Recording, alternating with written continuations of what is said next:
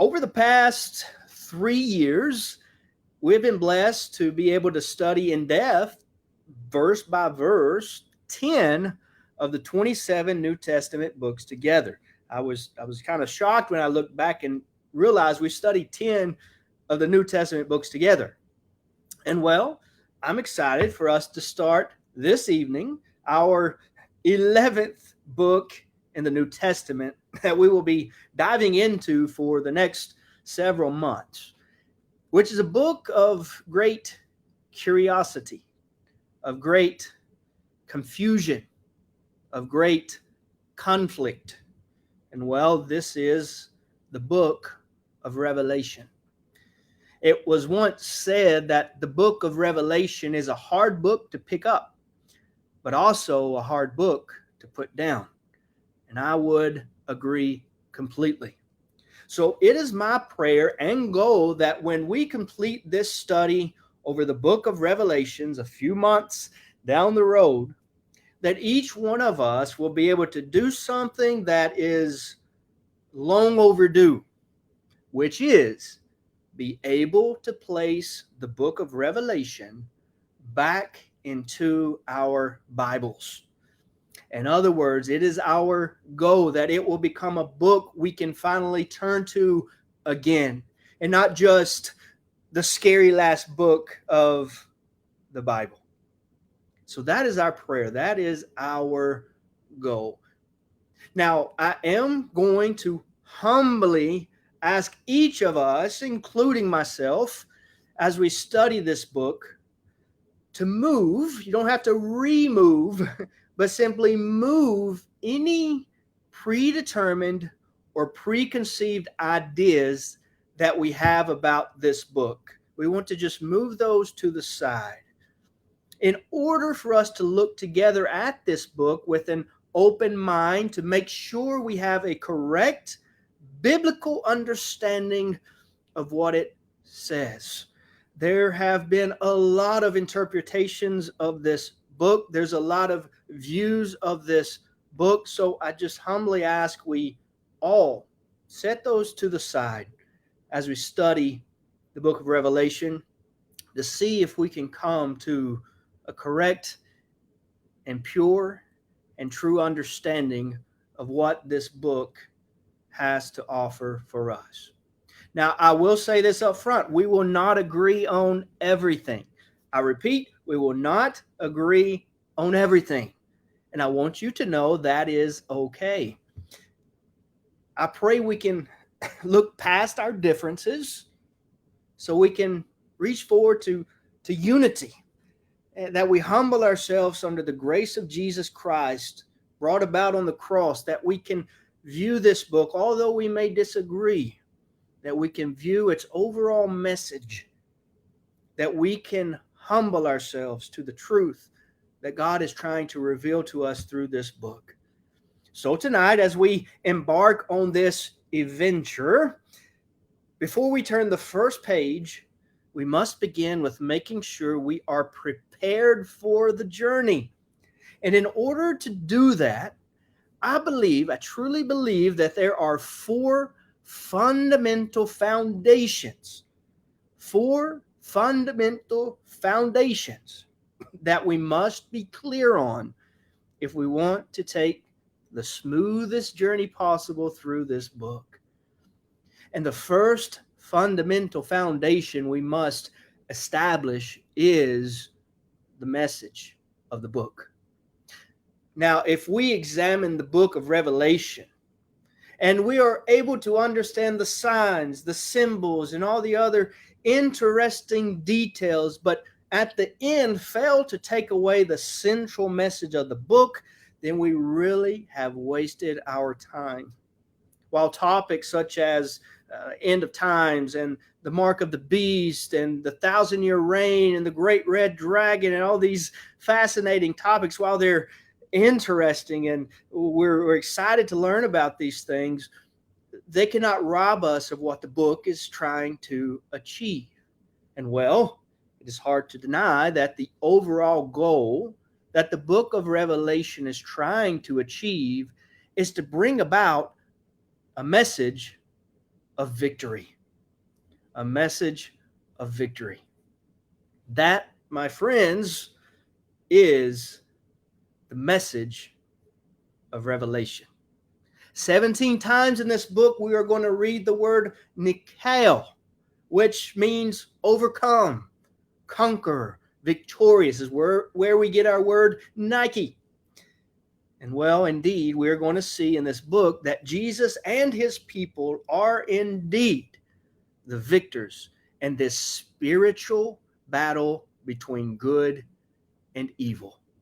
So, if you're going through pain, suffering, hopelessness, or feelings of anger, resentment, doubts, or if you simply are going through spiritual sleepiness or tiredness, then the message of this book, as we will see, is for you. And well, who isn't going through these things?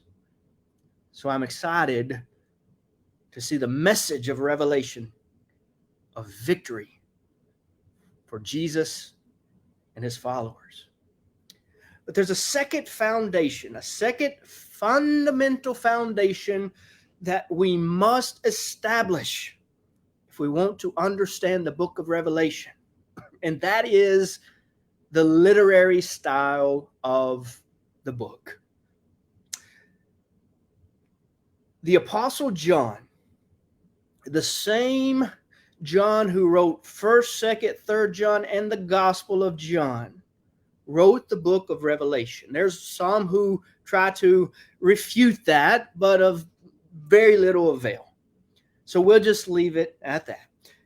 The Apostle John, who wrote the book of Revelation, he did so by using 3 types of genres, and this is very important because other New Testament books seem to stick to one genre. But the book of Revelation, we find 3 genres in this one book. The first being that, well, it is a book of apocalyptic language.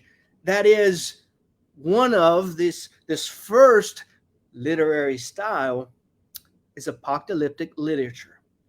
So what is apocalyptic literature? Well, that's just a way to say signs and symbols. In other words, the book of Revelation is a book of signs and symbols. Revelations 1:1, it says in the very first verse, it says, the revelation of Jesus Christ, which God gave him to show his bondservants what things it behooves to take place in quickness. And he signified it through having sent his angel to his servant John. The point here, the focus here, is the fact that God signified this revelation. Well, what does signify mean? Well, signs. In other words, God used signs to reveal this revelation to John.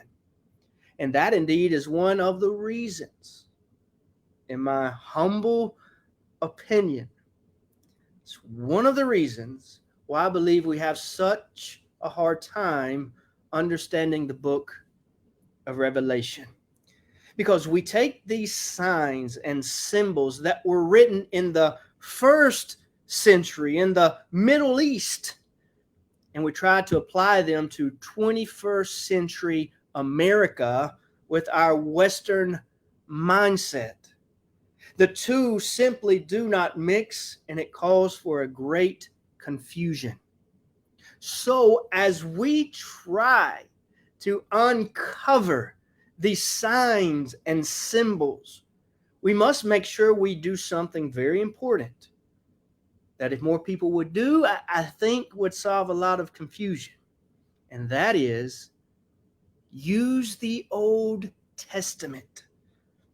When we look at the book of Revelation, we really don't think of the Old Testament.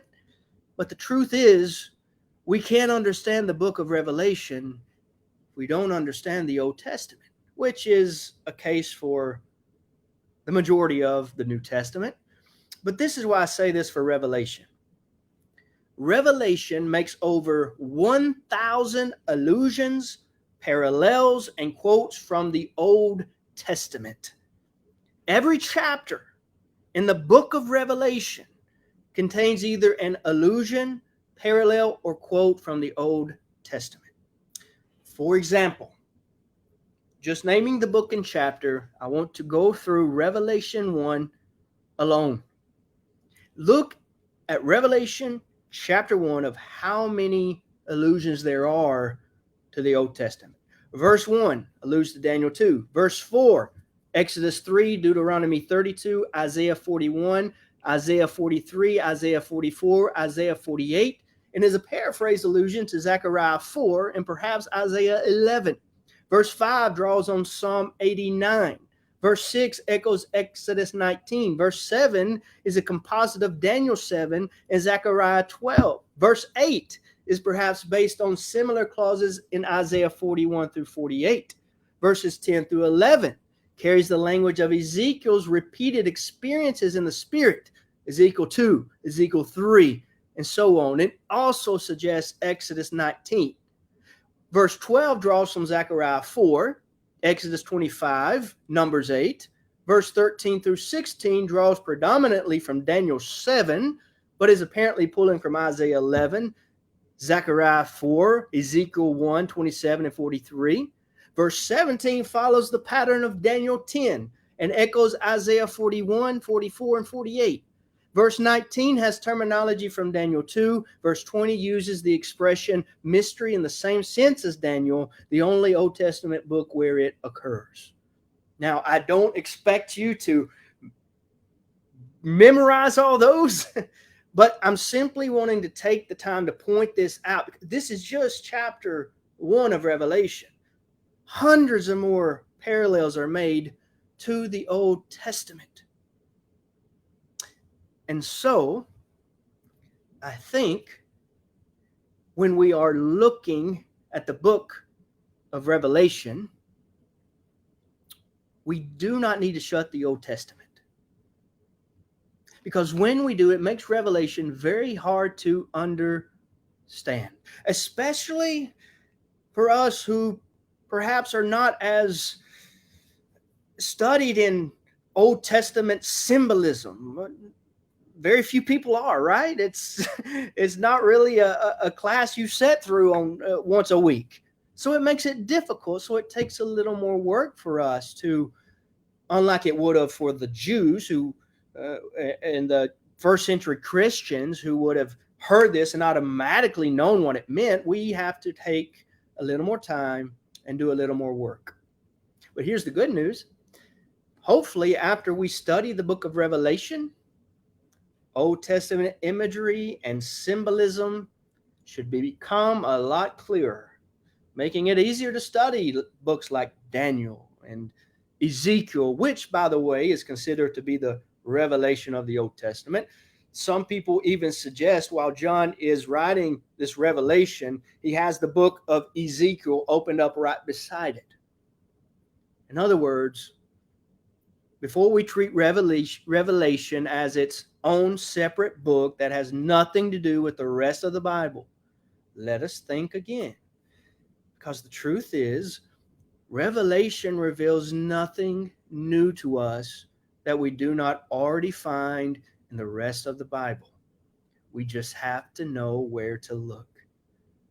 And we'll look together throughout this study. Now, that's the first genre, apocalyptic. Probably the most well-known literature style of Revelation. But there is a second genre, which is prophecy. When we look at the book of Revelation, not only do we see a book that is apocalyptic, but it's a book of prophecy. Verse 3 of Revelation 1 says, "Blessed is the one who reads aloud the words of this prophecy." That means the book of Revelation is mainly revealing events that are happening or will happen in the future. Now, a crucial point I'm about to make that sets perhaps the foundation for the rest of the study of Revelation. Yes, this is a book that is a prophecy about events that are happening or will happen in the future. However, the book of Revelation, in my humble opinion, does not prophesy about our current events or our future, but rather the events and the future of those first century readers. This means most of what we read in Revelation are events that have already happened in our past, although it was the present and future of those reading this in the first century. Now, it doesn't make for quite of an amusing movie or book, but in my humble opinion, I do not think we can put the prophecies we find in Revelation in our future. And perhaps this is a different way of looking at Revelation that you have heard in the past. So just bear with me as we bring about this point throughout this study. I want to go ahead and give you a few reasons why I say this. A few reasons why I say this book of Revelation is a prophecy of our past. One, look with me at the beginning of the book of Revelation 1. And it's here we read in Revelation 1:1, the revelation of Jesus Christ, which God gave him to show his servants the things that must soon take place. Look with me at verse 3. Blessed is the one who reads aloud the words of this prophecy, and blessed are those who hear and who keep what is written in it, for the time is near. If you were a first century Christian and you read this letter and you read that this book was telling about things that would soon take place or is near, would you think about something that was going to happen 2,000 years in the future or in your lifetime? An honest question that I want us to sincerely think about. Now, some will say, well, is near and soon, does God not have a different view of near or soon than us? I mean, what is near or soon to God?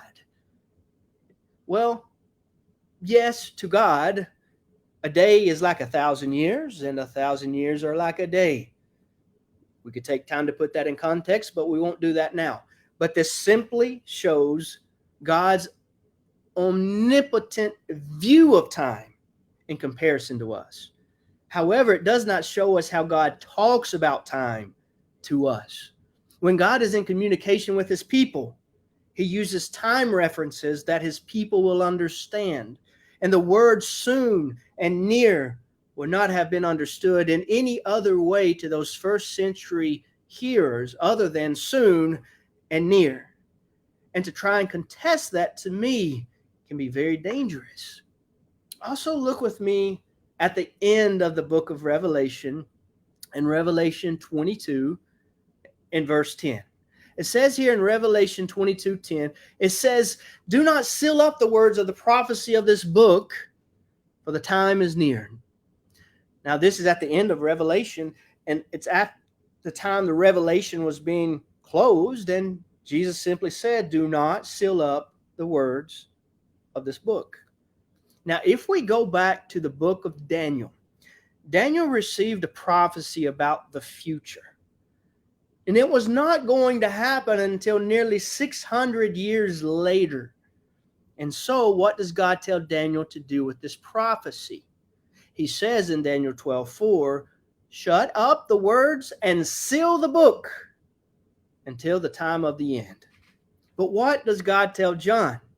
"Do not seal up the words of the prophecy of this book, for the time is near." So if God granted and God wanted Daniel to seal up a prophecy because it was 600 years into the future, but does not want John to seal up his prophecy, then we could assume it was going to happen at least within 600 years. or at least agree anything more than 2 millennials in the future would definitely need to be sealed. Yet God says, do not seal up this prophecy. So we find at the beginning of the book saying, what I'm about to say is about to happen. And then at the end of the book, we read what I have just said is about to happen. And so we find ourselves bracketed, if you will, in between these two time statements, at the beginning of Revelation and at the end of Revelation. It's coming near, it's about to happen. It's coming near, it's about to happen. And so these prophecies we read in between these two brackets, well, we must leave them in the time frame of soon and near. We take the message with us throughout all generations of what Revelations is saying. But we must be careful to take the prophecies outside of those time brackets.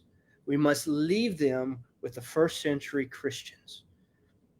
This might not set right with some as I say this, but once again, I encourage us to continue on the journey, because it won't be until the end of Revelation that we can look back and see the puzzle we have put together. Right now, we're just focusing on the pieces. Now, there's a third genre. And the third genre of the book of Revelation is a letter. It is a letter. Revelations 1:4 shows us this as it addressed this letter to the 7 churches in the province of Asia. You know, Revelation was a letter that was meant to be passed around. Yes, to the 7 churches of Asia, of course, but not limited to them, as the message to these 7 churches are applicable for all churches, even and especially today. There were more churches than 7 churches in the province of Asia and Asia Minor, what we now call Turkey. But these 7 churches of Asia, as we will look later on in our studies, was along a major mail route.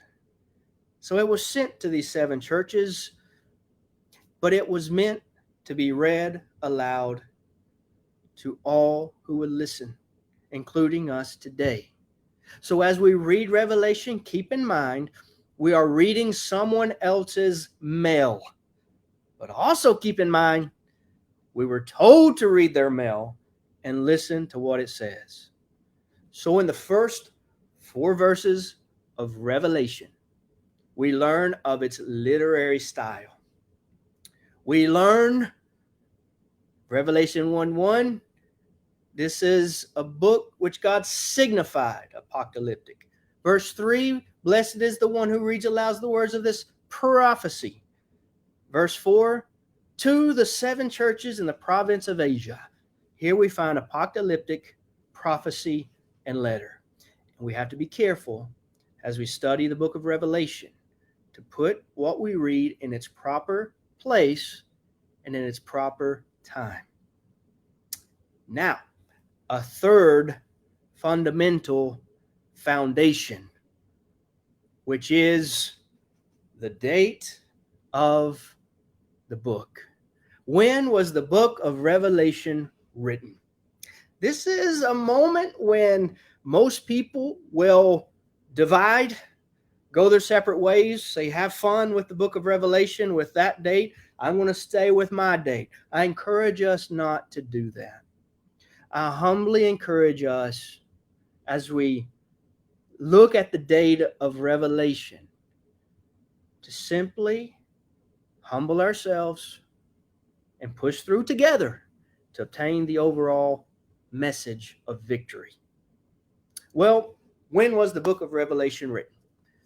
Thousands of scholars and commentators and authors have asked this question for generations. But it seems that there are 2 main paths we can take when it comes to dating the book of Revelation. We can either choose a late date, which would put the book of Revelation written around 95 AD, Or we can choose an early dating, which would put the book of Revelation written around 65 AD. Now, the main difference between the two dates is who it puts as emperor of Rome while it was written. Who was the Roman emperor when the book of Revelation was written? That's what the date determines. As we will become more aware, Rome was the world ruler not only during the time of Revelation was written, but while the entire New Testament was written. And well, if we choose the late date, around 95 AD, then that will put the Apostle John writing this book during the reign of the Roman Emperor Domitian.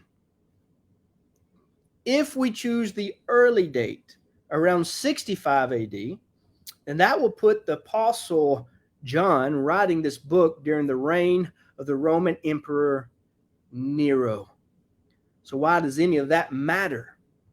Well, basically because if written at the late date, 95 AD, under Roman Emperor Domitian, then the events of this book are primarily dealing with the Christian persecution under Domitian and the coming destruction that we're going to read all about in the book of Revelation is addressed to the Roman Empire.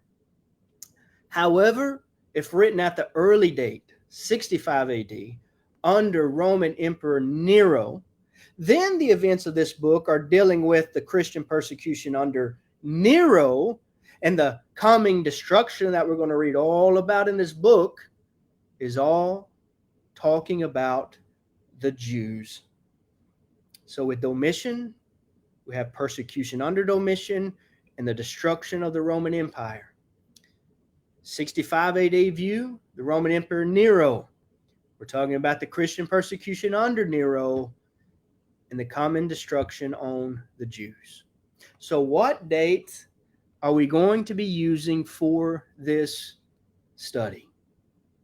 Well, before I say what date we are going to be looking at, please realize that we can misdate the book and still obtain salvation.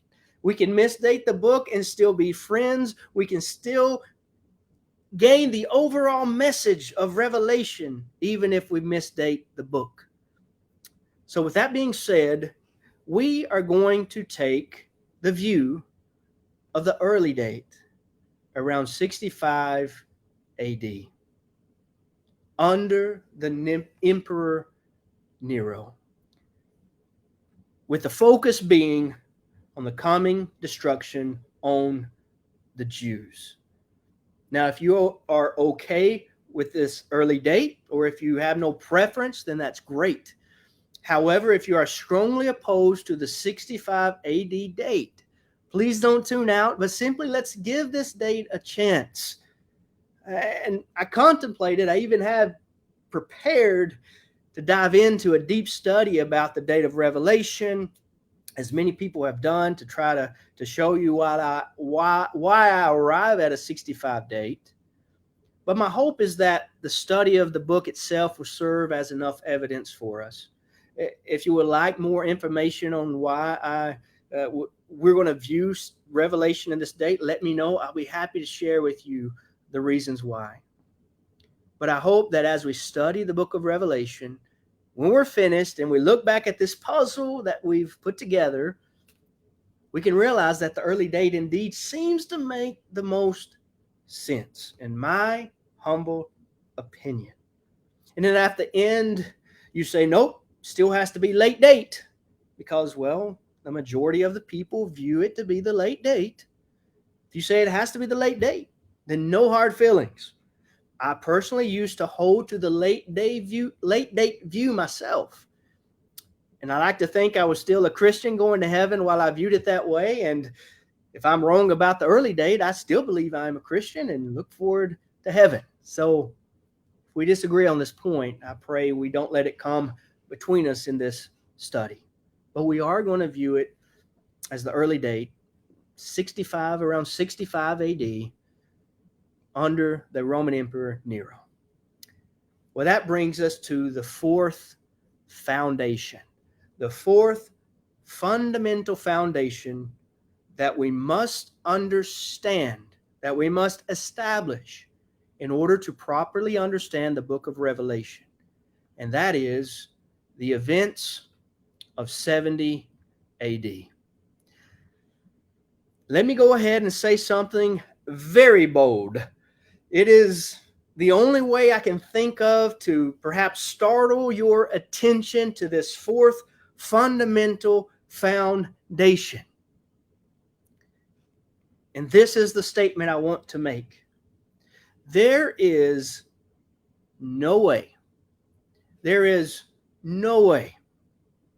we can understand the book of Revelation, at least if we take the early date as we are. There's no way we can understand the book of Revelation if we do not know what happened in 70 AD. Perhaps the reason why Revelation is so confusing so often to many of us is we're unaware of 70 AD. What do you mean 70 AD? What happened in 70 AD? Well, I'll make another bold statement. Whether we take an early date of Revelation or not, if we are not aware of what happened in 70 AD, then we are missing a key part of the gospel. And I know that's a strong statement, but I truly believe if we're not don't have an understanding of 70 AD, then we're missing a key part of the gospel and one of the main focuses that we read about in the New Testament, as this event is incredibly important to the entire gospel.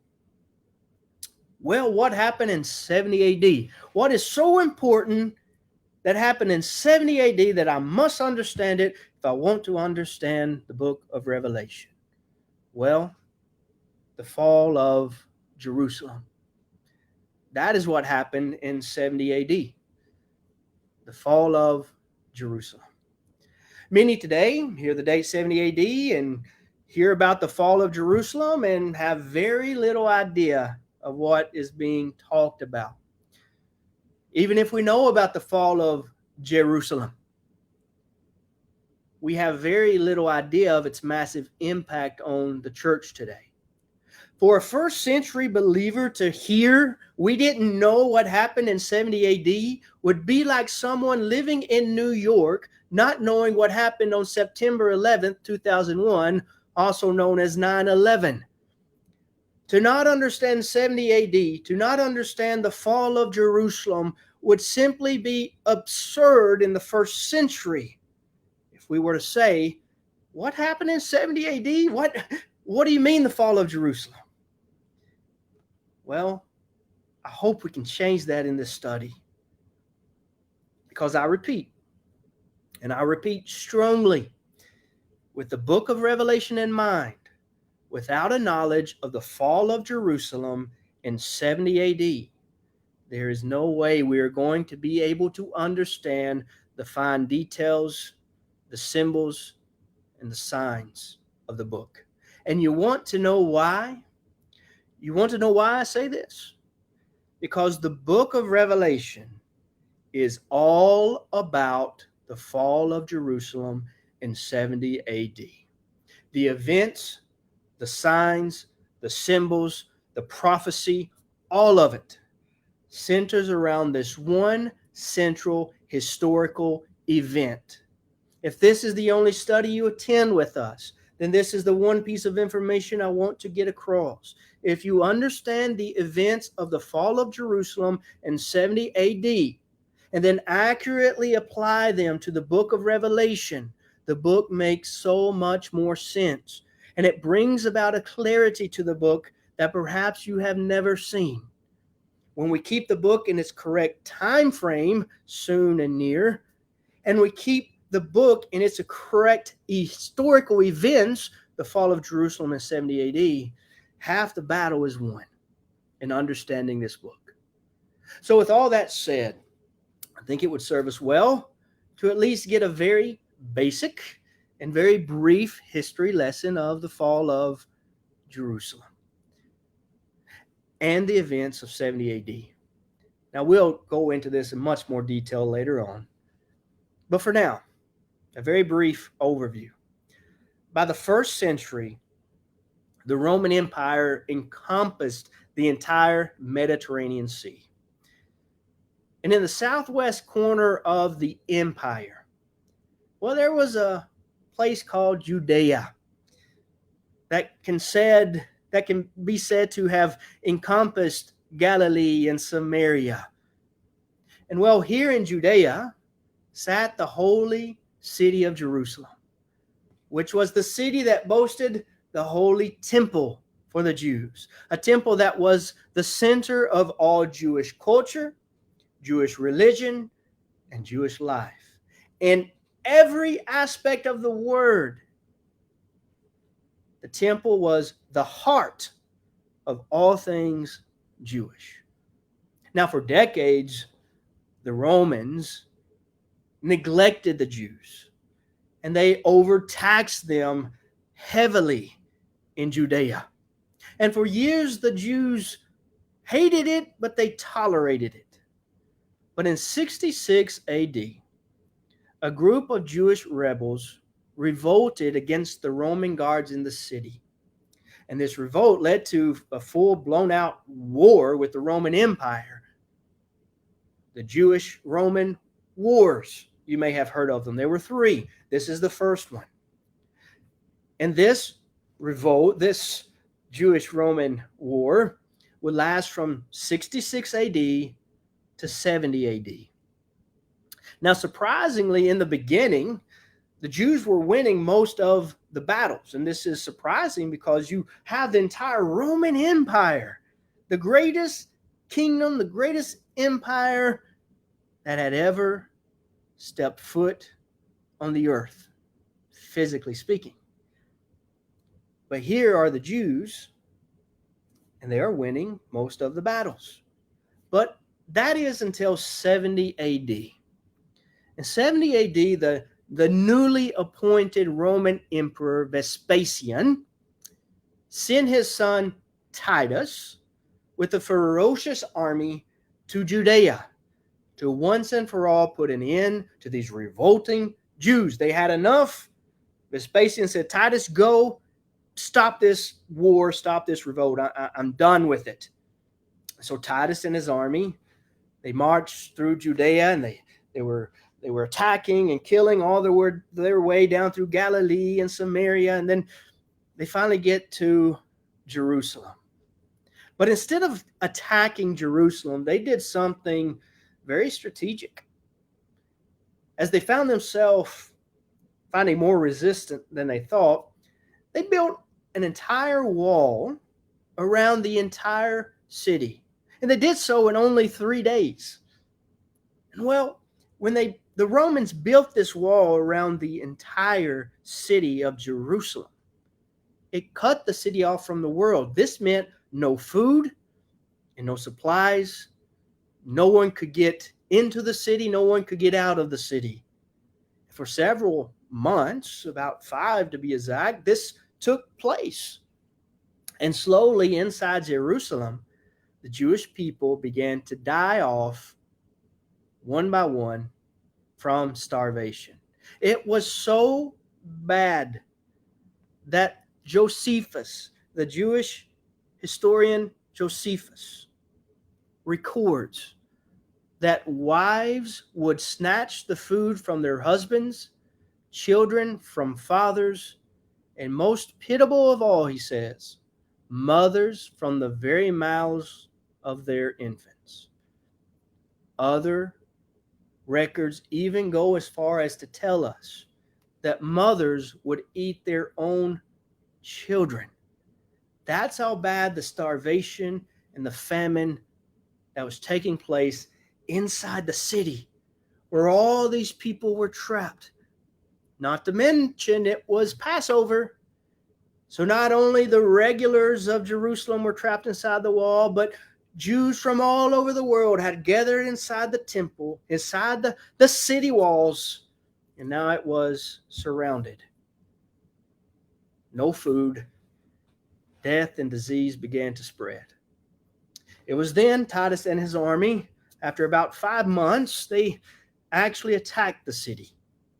And when they busted through the walls, so many people had already died from the famine that there was hardly anyone inside the city alive to fight.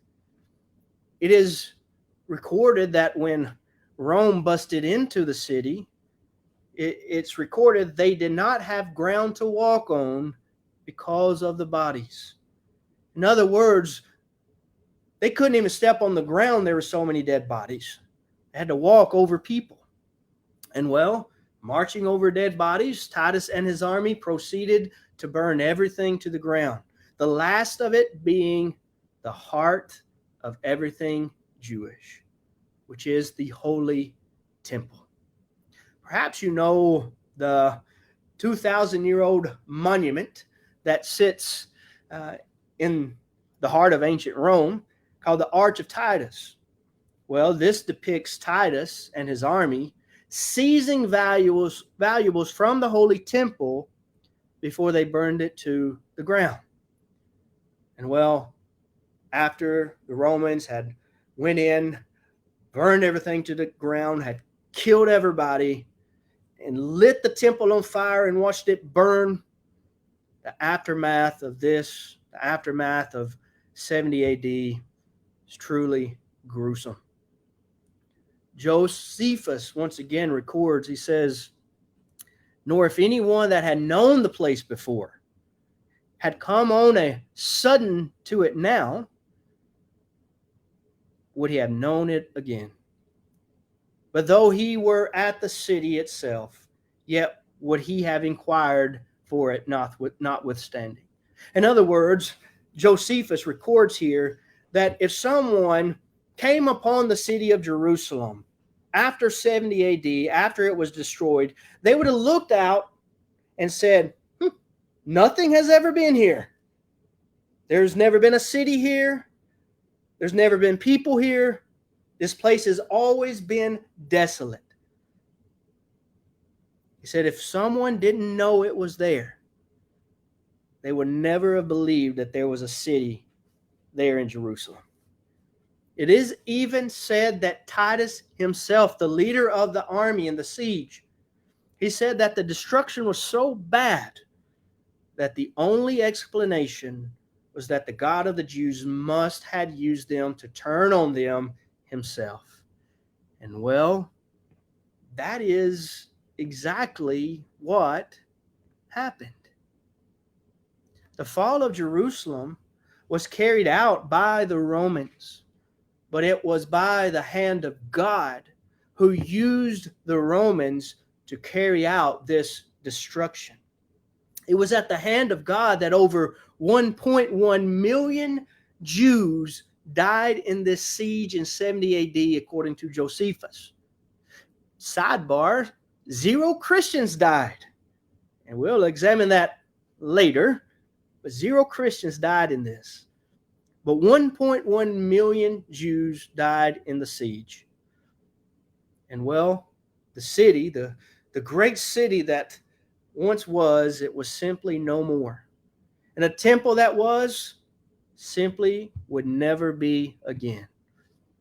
The heart of the Jews was brought to nothing, destroyed, ruined, never to return to life.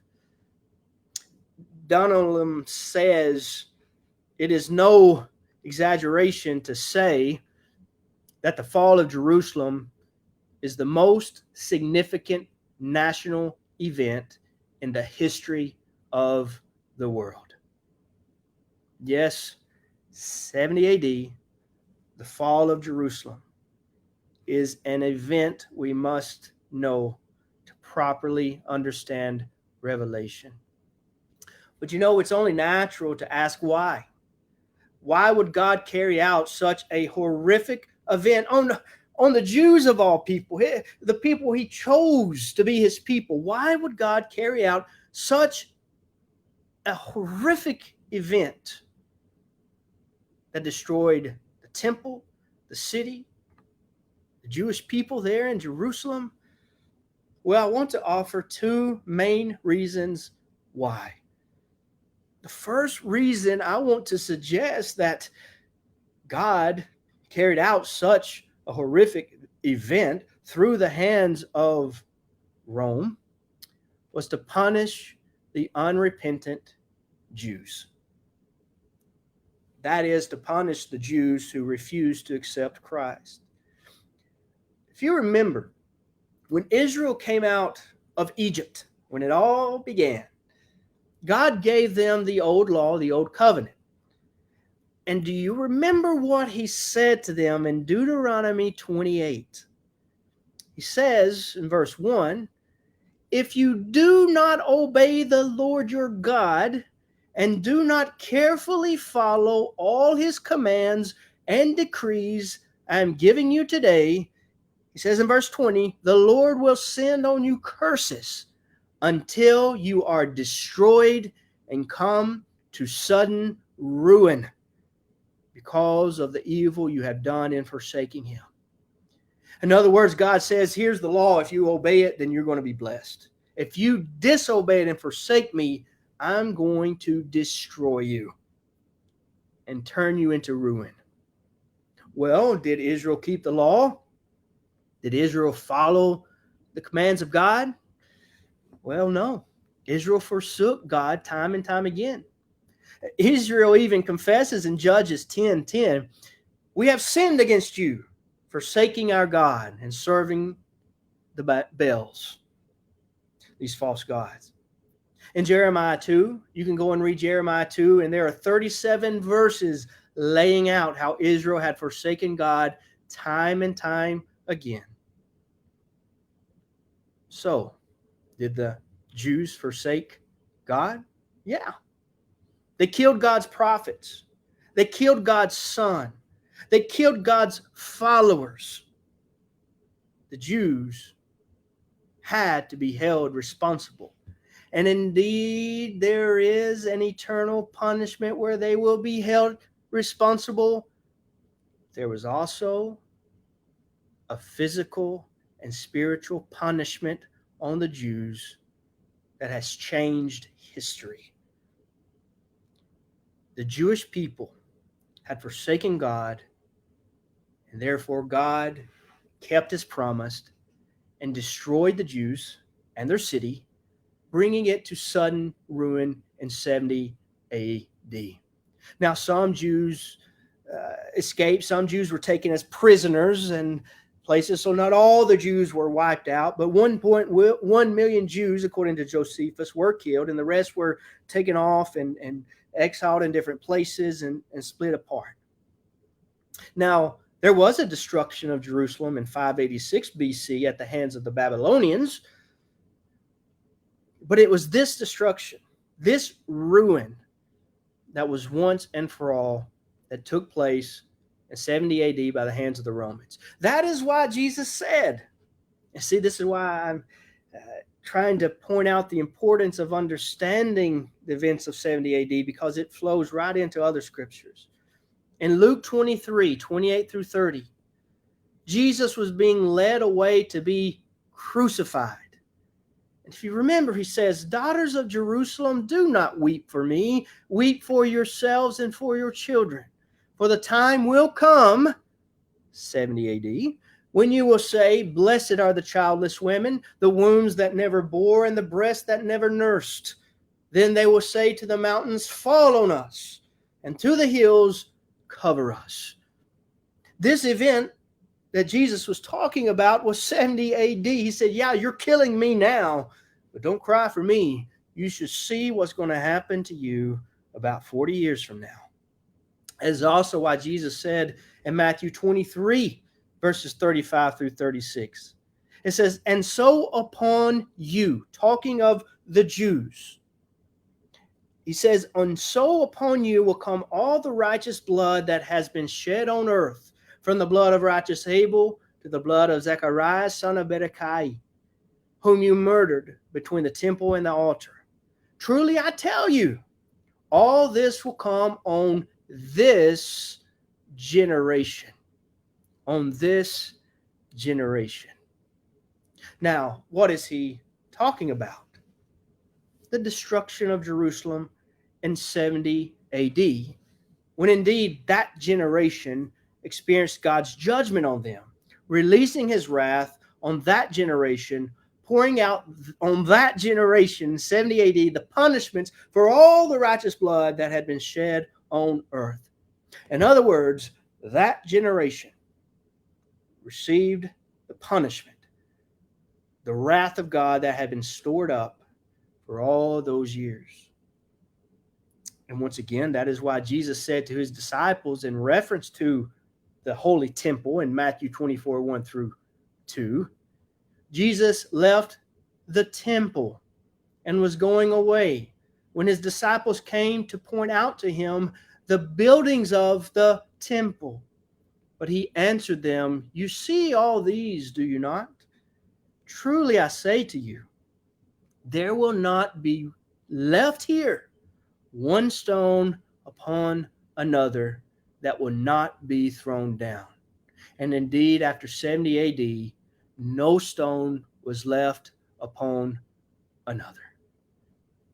The great commentary Linsky made this comment. He said, "No nation had ever piled up a guilt such as that of the Jews who were chosen of God, infinitely blessed, and yet crucified God's Son and trampled upon all his further grace.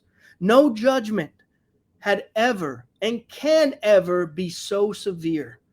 In the history of the world, no judgment can be compared with this that wiped out the Jews as a nation." And indeed, we know this to be true because Jesus himself, in talking about 70 AD with the destruction of Jerusalem, says in Matthew 24, 21, "For then there will be great distress, unequaled from the beginning of the world until now, and never to be equaled again."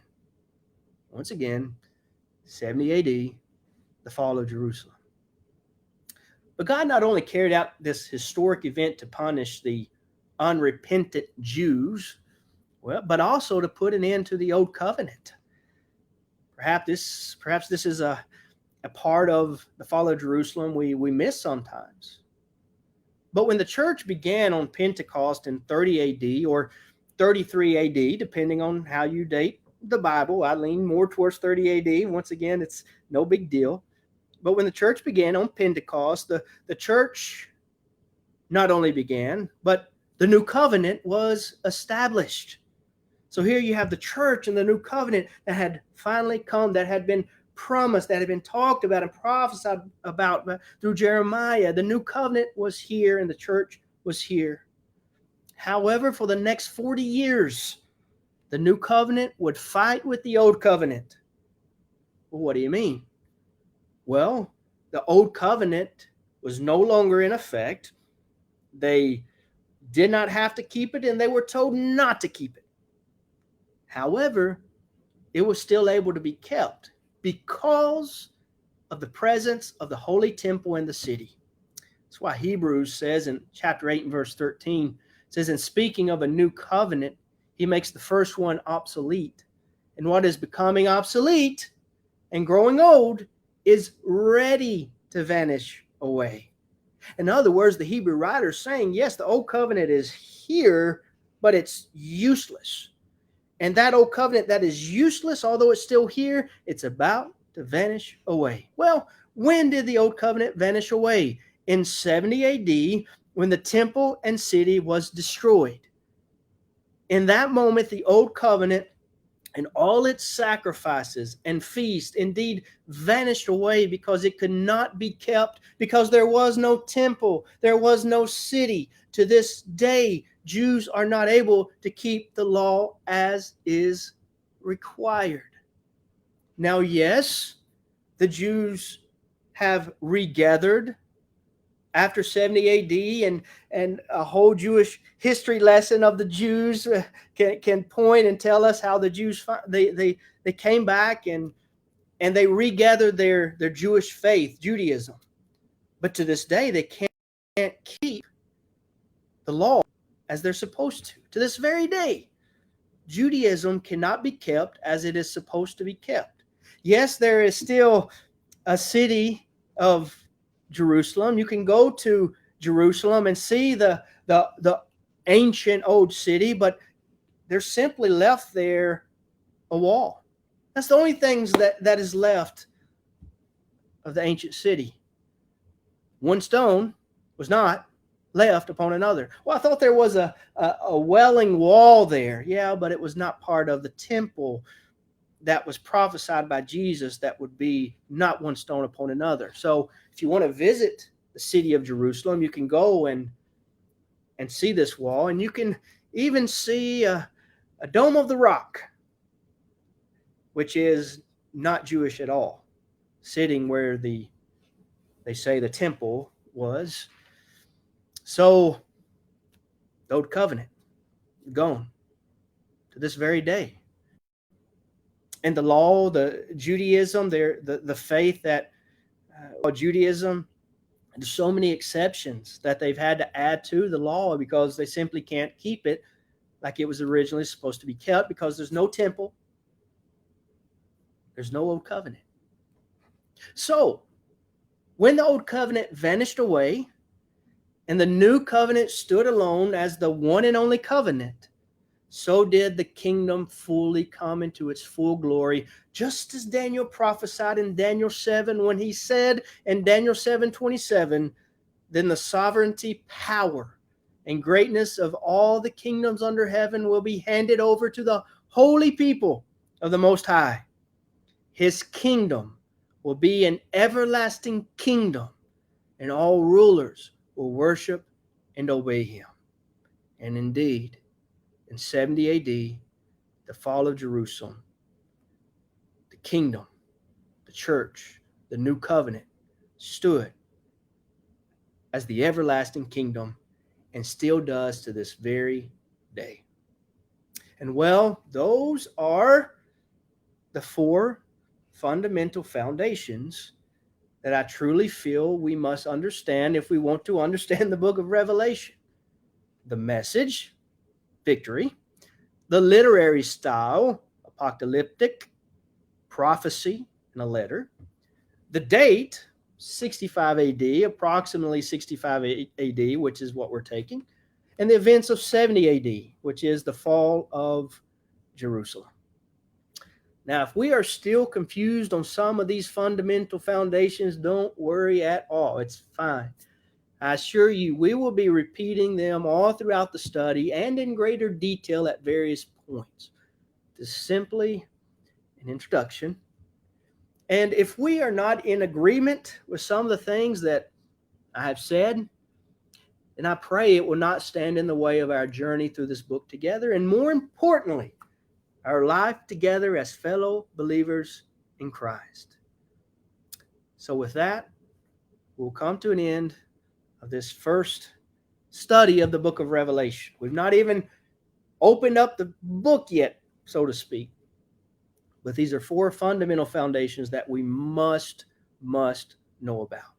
Now, once again, I will just remind us that if you want to follow these studies closer, if you want to make sure that, well, these lessons, these live studies that pop up, or you're able to see them, then you can follow the page, the new page we have, Logos Live. I'll go ahead and put that in the chat, and then if you want to follow, please do. Please do. Please, if you have questions, and I know you do, I still have questions.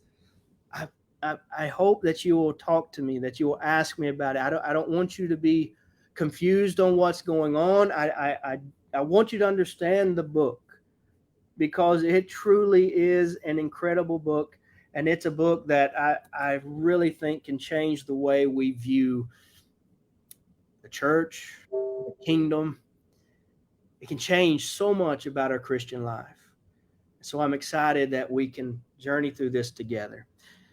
Let's close in a prayer, and then, Lord willing, next week we'll come back together, same time, 7:30 on Thursday, and continue this journey together.